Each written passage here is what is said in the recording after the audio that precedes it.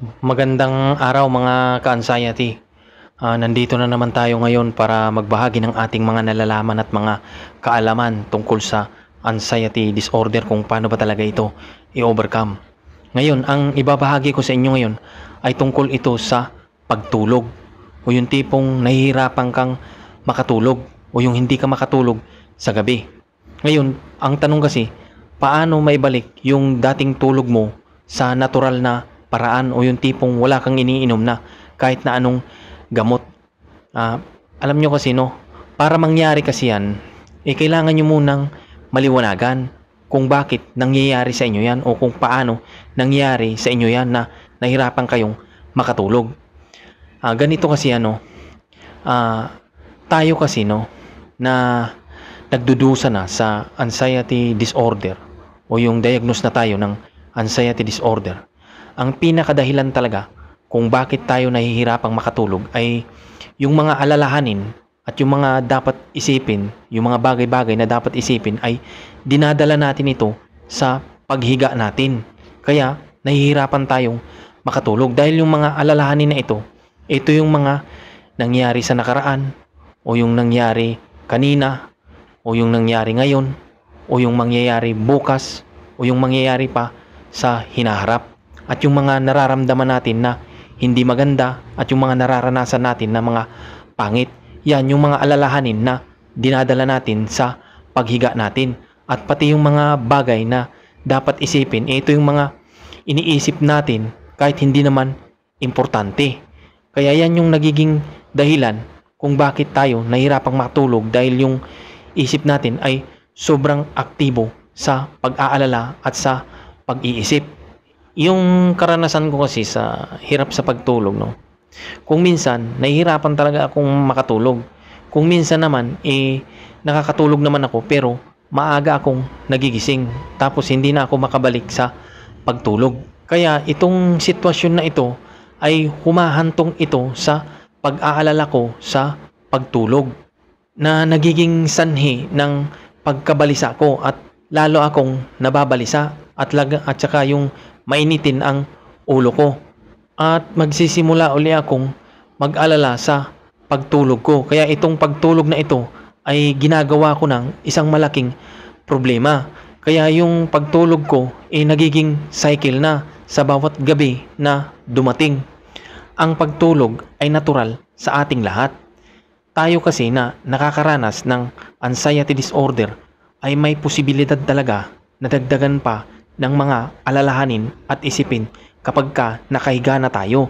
Kaya pati ang pagtulog ay isa pang bagay na dapat alalahanin. Kaya mas lalong nagiging aktibo ang isip natin kaysa dati. Kaya ang dapat natin kasing gawin huwag nating subukan na magdala ng anumang alalahanin sa kama o yung paghiga natin. Hayaan lang natin ang lahat.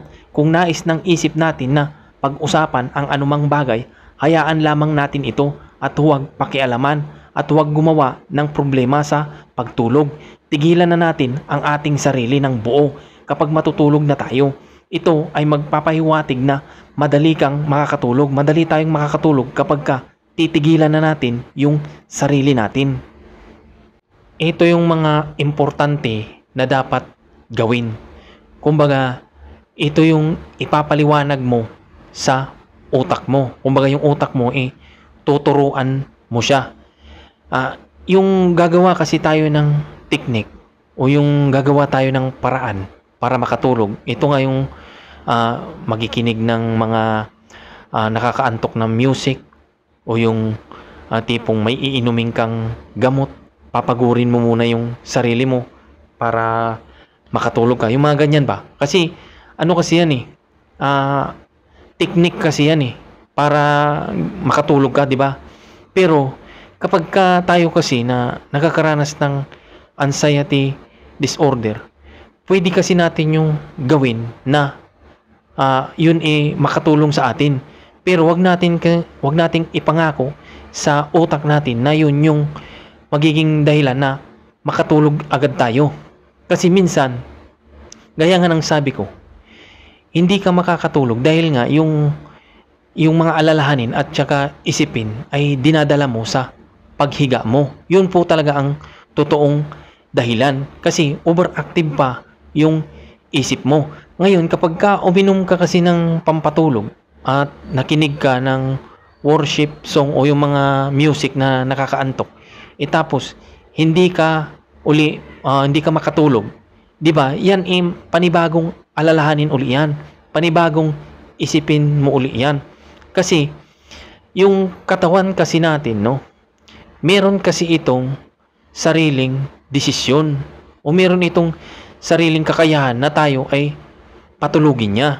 Kaya dapat respetuhin natin yun o kaya hintayin natin yun. Yung kakayahan na yun, yun nga, kapag gusto ng matulog ng katawan natin, sa pamamagitan yun ng inaantok na tayo.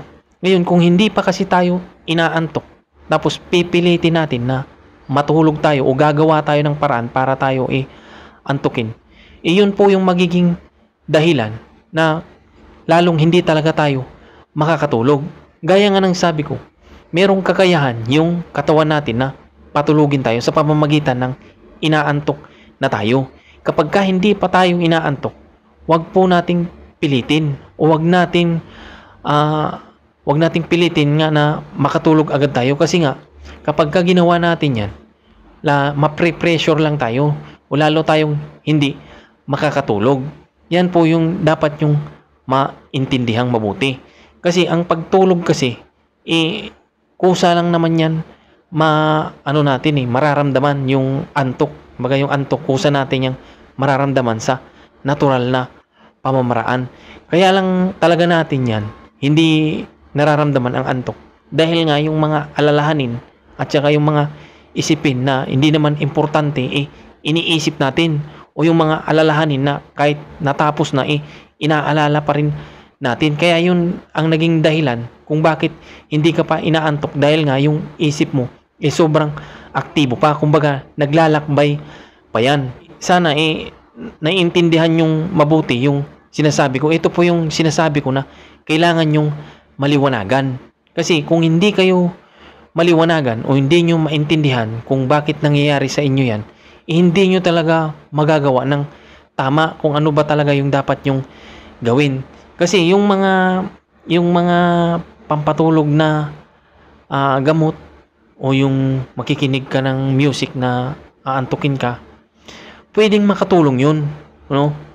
Pero pwedeng hindi rin yung gagana, o ibig sabihin pwedeng makatulong yun, pwedeng hindi rin yung gagana.